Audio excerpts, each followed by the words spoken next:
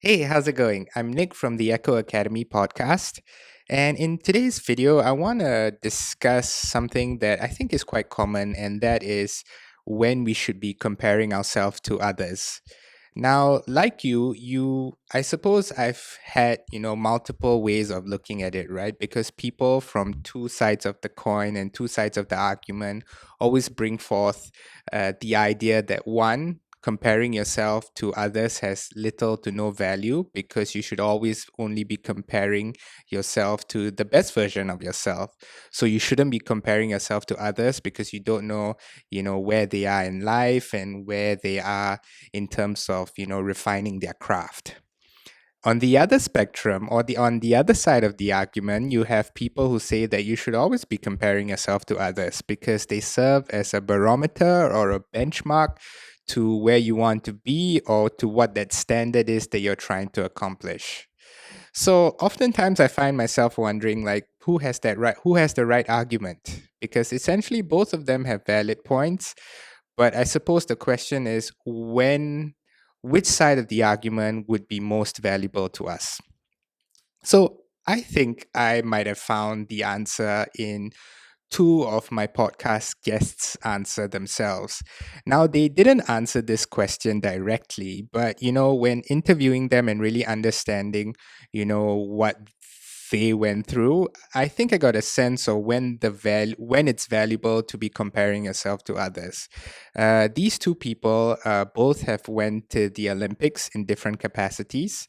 The first person is Troy Angle. He went as a coach for the US Olympic sprint team. And the other one is Alexandra Young. She represented Hong Kong in the Olympics for mountain biking. So both of them had different perspectives on what it's like to compete at, the highest level. But essentially, both of them have, some level of authority in terms of what it takes to compete at the highest level and comparing yourself to others.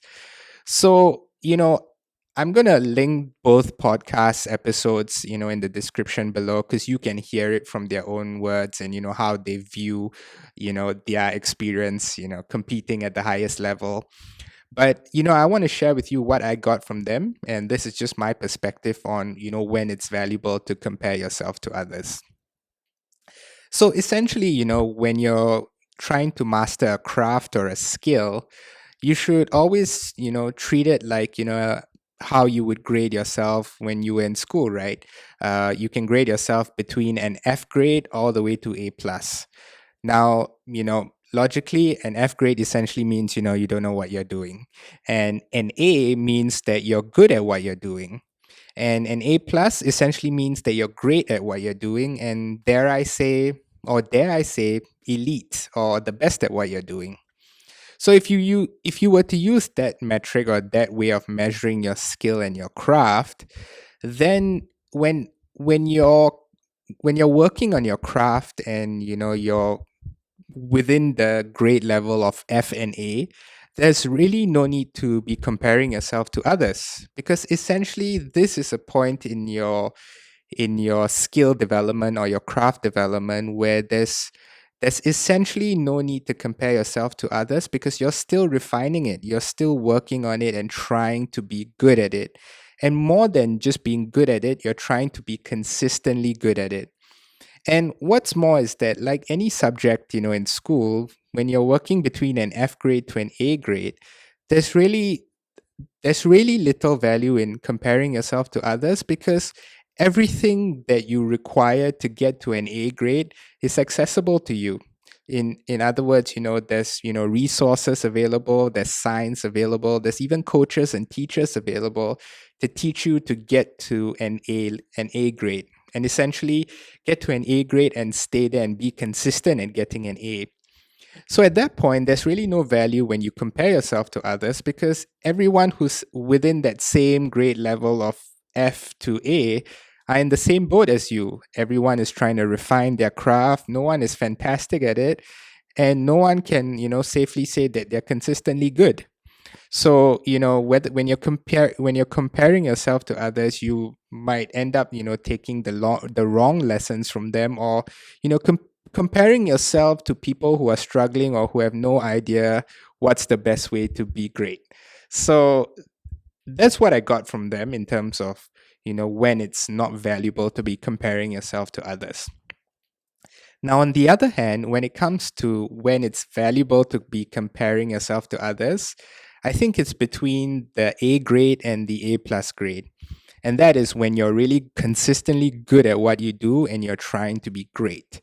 Because, as I understand from both Troy and Alexandra, when you're competing at the highest level, that 1% difference makes a whole it's such a big difference in terms of your performance, because that 1% difference can really help you break away from the pack, from all those who are good or great to you being the best.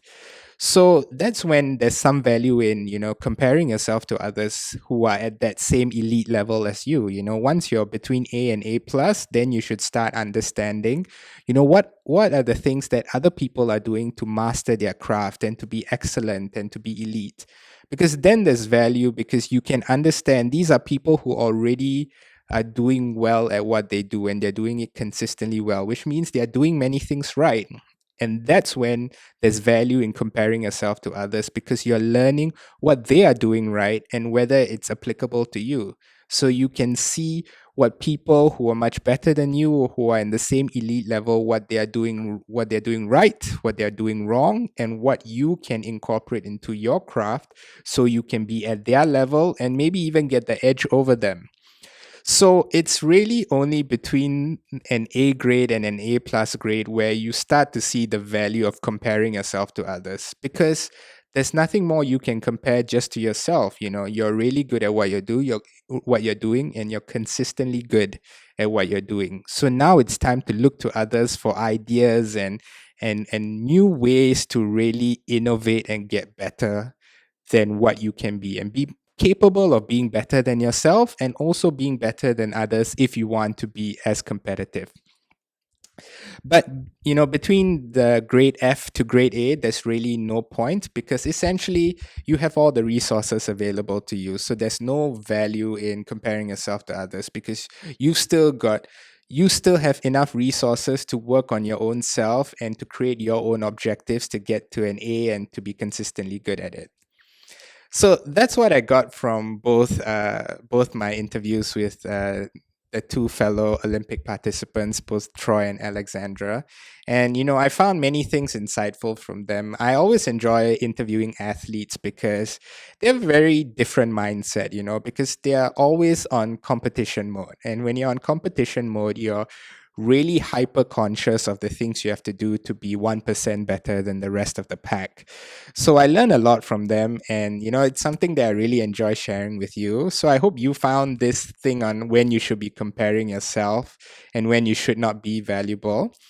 But like I said, if you see that there's more value in listening to the podcast, I highly recommend it. They're both really eloquent and they've got fantastic stories. Check it out. I've put it in the descriptions below. But other than that, I hope you understand when it's good. Or feel free to evaluate and see when you think it's good to compare yourself to others and when it's not. So that's it from me. I hope you found this helpful. As always, if you want to check out stories like this or tools and strategies to make life better, check out the Echo Academy podcast. All right, that's it from me. Take care. Bye bye.